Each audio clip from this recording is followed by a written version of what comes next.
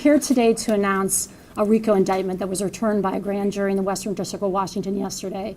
RICO stands for Racketeering Involved Corrupt Organizations. This is the first indictment from the Western District of Washington in 17 years. It's a significant day as a grand jury has indicted Kevin Thistle and Christopher Johnson with RICO.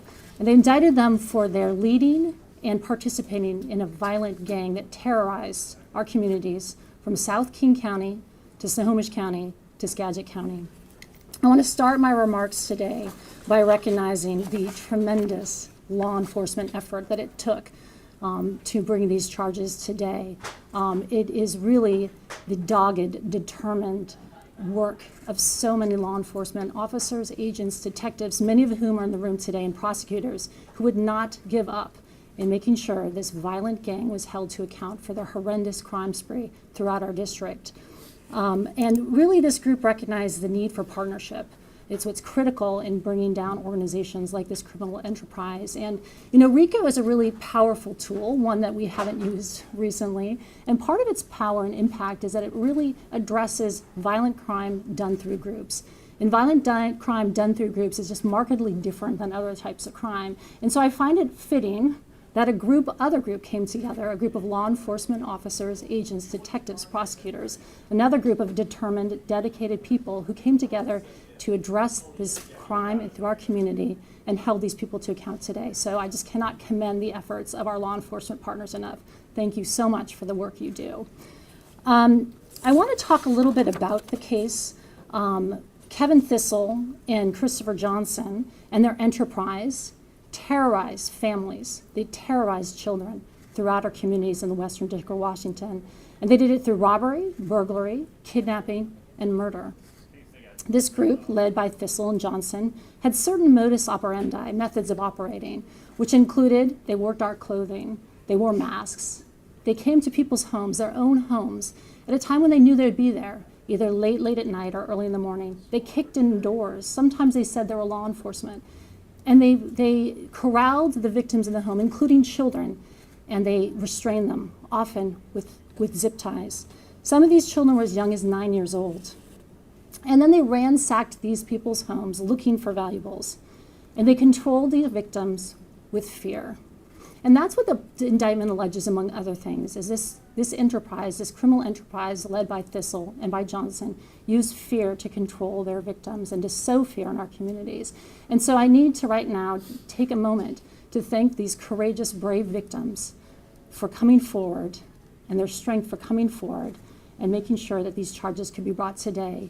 They showed bravery, they showed patience, and thank you for your belief in us. RICO is important not only because it dismantles groups and it's really focused on groups committing violence, but it's also important because it allows us to tell a full story of criminal conduct. If we did these cases separately in Skagit, Snow, South King County, there'd be different stories that never encapsulated the entire scope of this criminal enterprise. And so by bringing these charges together, we can use both state and federal crimes to bring in a whole host of conduct that tells the entire story of this criminal enterprise. And that is one of the reasons RICO is so powerful, and it's so important that we brought it to this case today.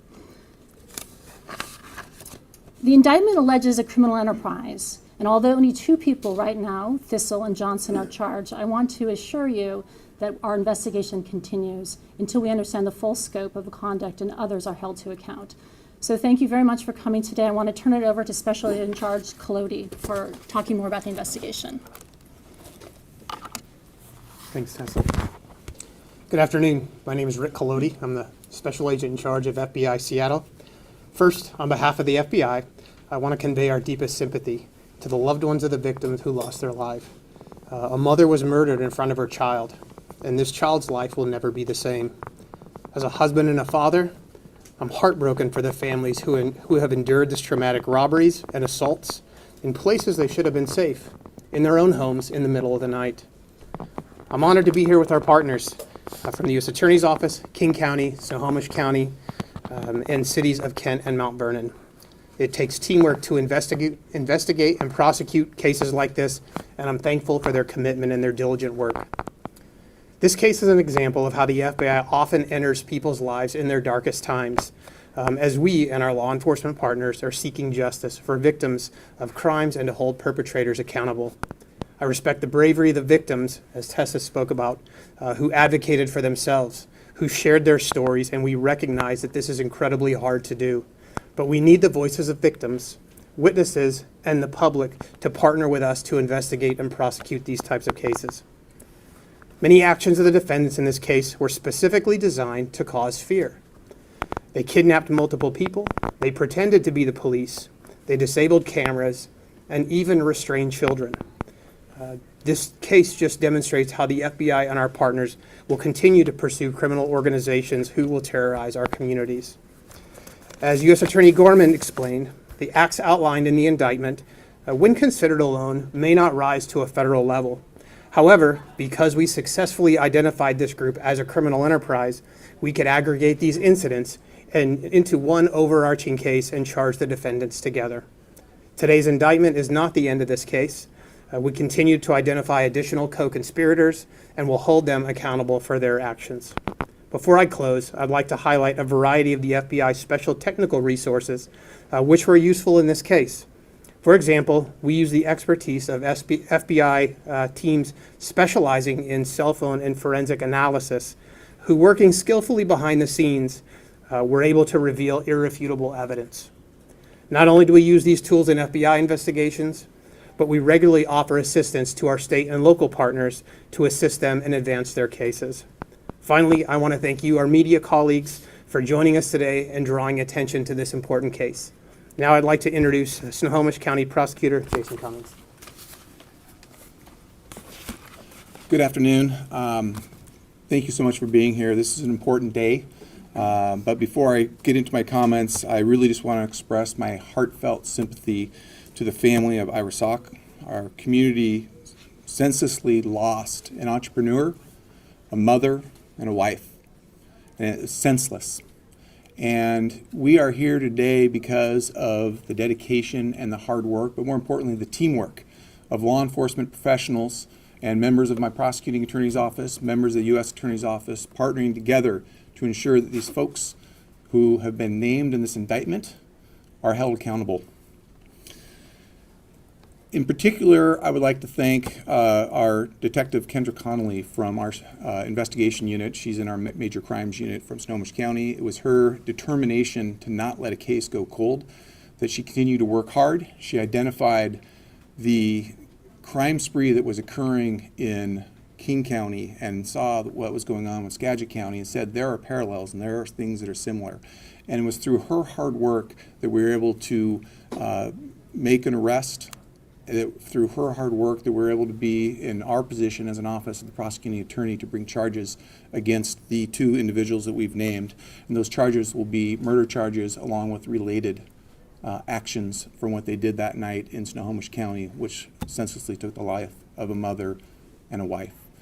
I can't thank enough the cooperation. This is, I don't want to say it's unprecedented because we work regularly with federal authorities, but to be able to partner in this manner to bring justice to our community for a group that has done so much to so many is huge. And I just thank the U.S. Attorney's Office, the FBI, and our local partners in law enforcement, because without this kind of teamwork, we wouldn't be here today. I'm next going to introduce Sheriff Johnson, who will discuss a little bit more about some of the investigation, and also, I believe, has some words from the victim's family from the Snohomish County homicide. Sheriff. Thank you. I too need to start by acknowledging the victims and their families, and this is what brings us all together. And my name is Susanna Johnson. I'm the Snohomish County Sheriff, and I have the opportunity to share with you the details of just one of the cases we're talking about today, and that is the homicide investigation Prosecutor Cummings alluded to. Not only are we here to talk about this horrible crime specifically, but we're hoping to generate tips because, as mentioned, this is an open investigation, and we need additional help from our community.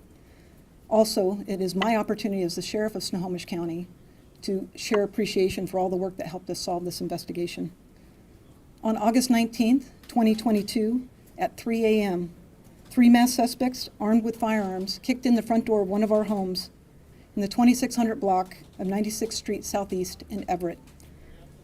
The suspects then went to the second floor where the primary bedroom was and again kicked in the door, only to find the family in bed. Tragically, 36-year-old Ira Sock was shot and killed while lying in bed next to her son. The suspects then zip-tied her husband, placed him on the floor, and began to ransack the home. They left with thousands of dollars worthy of luxury items as they fled the scene. This is a senseless act of violence that has critically touched our community and, of course, left a young child without his mother. The investigation was exceptionally complex, as you can see today, and I need to thank our Major Crime Unit detectives, specifically Kendra Conley as our lead detective, as well as the Kent Police Department. I need to specifically call out, please, Detective Andy Richardson for his work and tipping our case and getting it moving, as well as the FBI, of course, U.S. Attorney Tessa Gorman, Snohomish County Prosecuting Attorney's Office, all of them, but especially Jason Cummings, and then, of course, the Mount Vernon Police Department, Kent Police Department, and King County Sheriff's Office.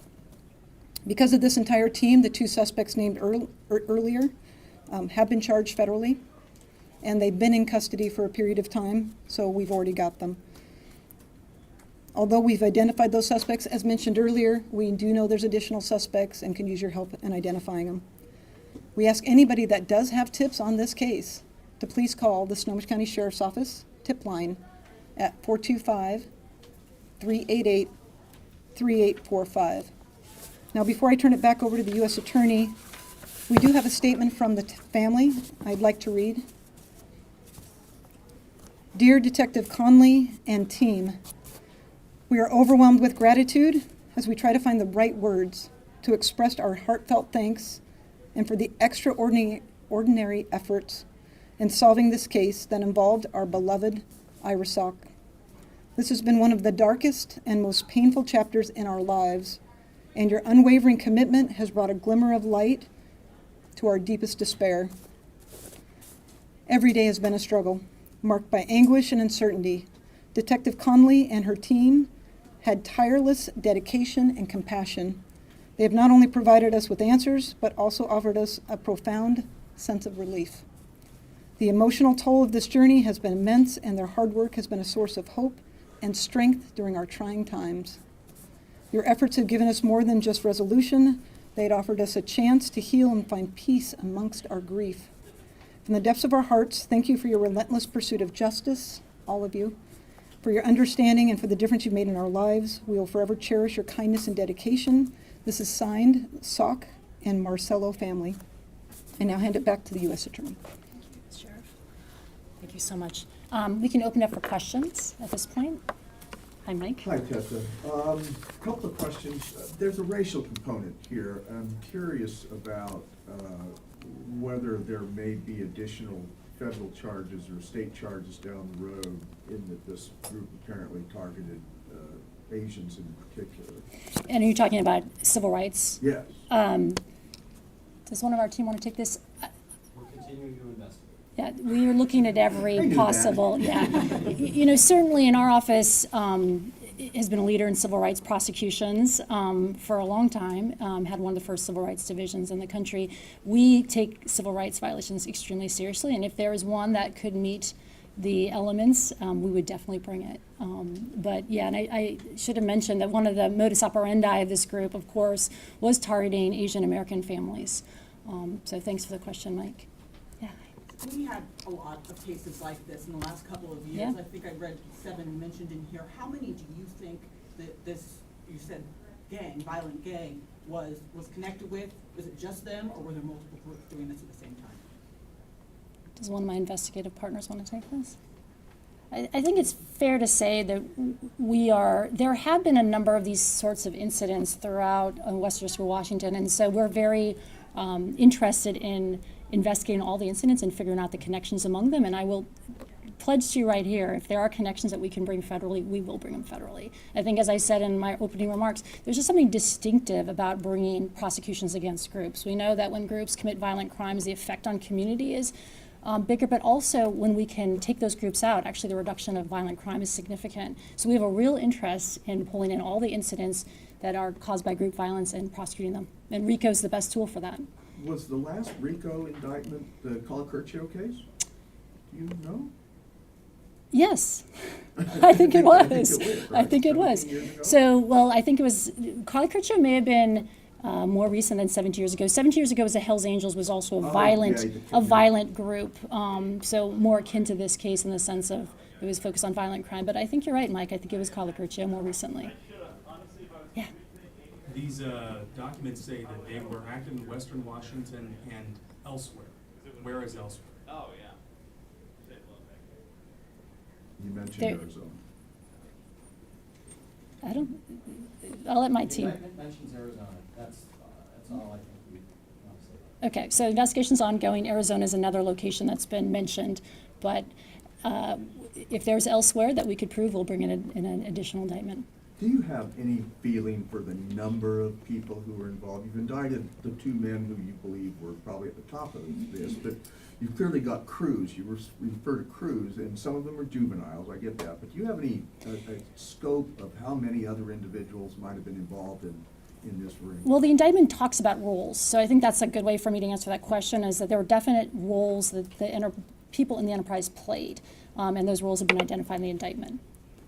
How were you able to identify the suspects that you have in custody? I think I want to just pass on that question. The indictment lays out a lot of information about the investigation and the facts of the investigation, but I think I'll leave identification to court documents that may speak to that. How long were they already in custody? This one was arrested in April on unrelated charges. Johnson's been in custody over a year, Did you get that? or about a year. Okay. Yeah, wow. End of Um, Back in 2022, when this first happened, there was talks of 3 other incidents in the area. I don't see them listed in the indictment out of Everett. Are they connected to those 3 that we were talking about? I think the investigation continues, but as the sheriff said, as the special agent in charge said, it's important to bring charges public when we have them, because it does allow other people who may have information to come forward, to see that there has been some accountability, and maybe they feel more courageous to come forward. They see the bravery of other victims, they see the bravery of other witnesses, and so we hope by making these charges public at this time, and we continue to investigate, so there may be additional charges brought in a superseding indictment, for instance. We hope that people may come forward with more information, and even without that, our investigation continues. But it's important at some point when the United States Attorney's Office feels like it has the evidence to bring charges to the grand jury that we do.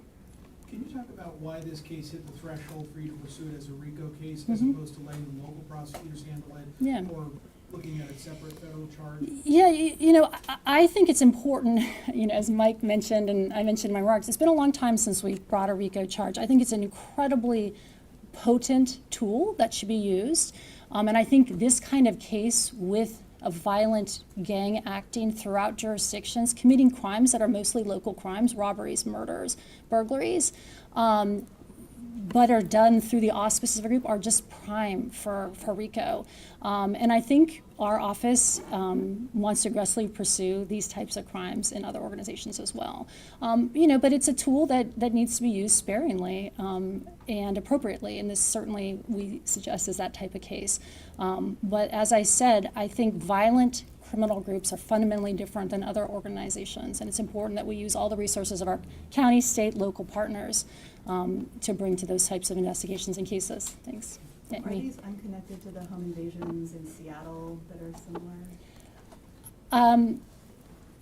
I think there are investigations occurring in lots of jurisdictions over similar groups, and our investigation of this group continues as well, but there are similar types of groups operating in other areas as well. Why do you say the RICO statute needs to be used sparingly? Well, the idea is that state and locals have all these crimes that they can bring individually, and we want to respect those jurisdictions doing, and it really takes a particular case where you see organized groups operating throughout jurisdictions doing these certain types of enterprises, right? RICO is about an enterprise that is committing crimes for the purpose of that enterprise. So it just is it's a unique statute that's incredibly powerful, and we'll bring it where appropriate, but it doesn't fit all groups committing crimes, if that makes sense. It really has to be done through the enterprise for the benefit of the enterprise, and that's what's one of the features of a RICO prosecution. And I think it's entirely appropriate in this case that RICO fits. Can you Yeah. tell us more about this gang, the name of the gang, or what the territory they were operating out of? I think I'll let the indictment speak to the facts currently in the investigation. Thanks. How long have you all been working on this together? About a year, yeah, as a whole group together, but certainly the sheriff's office has been 2 working years. on it for 2 years. 2 years. Yeah. Yeah. So did I hear you correctly that these people, these two individuals have been in custody for a year, since April last? One has been, Mike, why don't you answer that? I'm So, sorry, I This don't- has been in custody since April of this year. Okay. On unrelated charges. Okay. And then Christopher Chris Johnson Johnson's been in custody for more than. since a year. 2022. Yeah, thank you. yeah. Thank you. Yeah. Jason, you mentioned homicide charges. When do you anticipate filing those? Thanks, Mike. We anticipate, as we put our final details, part of it has to do with making sure the individuals are what custody they're in versus federal or state custody, but we'll be filing homicide charges in state court in Snohomish County Do you know when? soon. Okay, thanks. And they'll be against the two individuals that we've talked about here, Johnson and Thistle. Do you run into a double jeopardy issue with the RICO and? No. No? No. Totally different. So you mentioned Thistle was in on unrelated charges, Johnson also in custody on unrelated? That is correct. Are they both in DTC and CTAC now? Do you know where they're being held? Are they both in custody in CTAC, Mike and? No, Kevin Thistle's pending, he's in custody down in Pierce County right now on the other charges. Chris Johnson's in this courthouse, and he's got first appearance on this case today. So these guys are in custody for something completely different, Correct. and did you figure it out after they were in custody? The investigation was ongoing, and it just so happened they were in custody on other things while the investigation was underway. Can anybody tell us what the other things they're in custody for are? So they- Matter of public record, Yeah. Kevin Thistle's pending a charge down in Pierce County on a assault first degree, firearm, and unlawful possession of a firearm. Chris Johnson was serving a sentence up in Snow County for domestic violence, a variety of domestic violence offenses, felony level. Thank you. Last question? I know you said it's not a hate crimes case, but is there any evidence in the investigation that showed them researching or targeting Asian or Asian American families in particular? It would probably be inappropriate to talk much about the investigation as it still continues to go on. There are certain items that are in there. I know that the charging documents have spelled out a lot of the background investigation that's involved, but because we're hopeful of additional witnesses and victims coming forward, we'd not want to talk about that at this point in time. Thank you.